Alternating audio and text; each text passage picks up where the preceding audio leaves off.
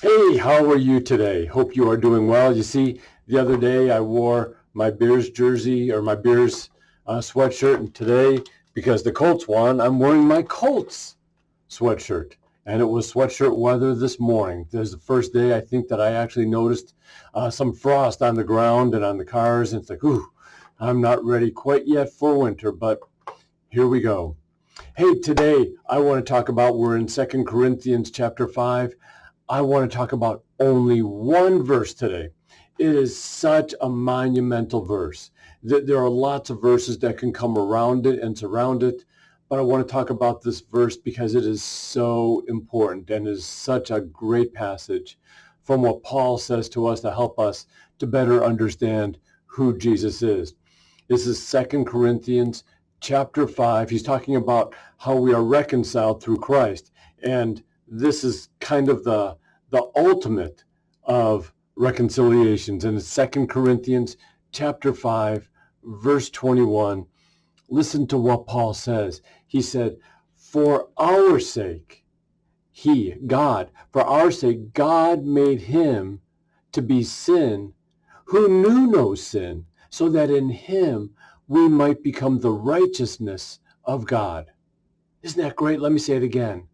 God made him to be sin, who knew no sin, so that in him we might become the righteousness of God. I've sometimes have said it in a backwards way, that God made him who knew no sin to be sin for us, so that we might become the righteousness of God. That is such an outstanding statement. It's a reminder of Christ's perfection, but it goes so far beyond that, that God didn't create Jesus. And so when we think, well, he made him, no, he didn't make him. Jesus always was. But when Jesus came into this world, he was without sin. It's the passage from 1 Peter 2 that we can talk about, and the passage from Isaiah 53, that Jesus was like a lamb led to the slaughter, but was silent among those who were going to destroy him. When those were reviling him, he didn't fight back. He didn't threaten back when he was threatened. He didn't argue back. He didn't call upon a legion of angels. And so God made him who knew no sin. He brought Jesus into the world. Why? So that we could find forgiveness. He made him who knew no sin, so that in him, through Christ, we could become the righteousness of God.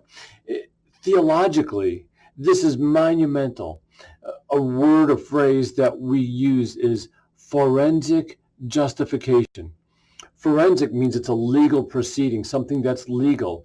And this is God's declaration, God's legal declaration, that he is declaring us righteous, freed, forgiven, because of what Jesus did for us. It doesn't change us inside. It doesn't change our sinful nature.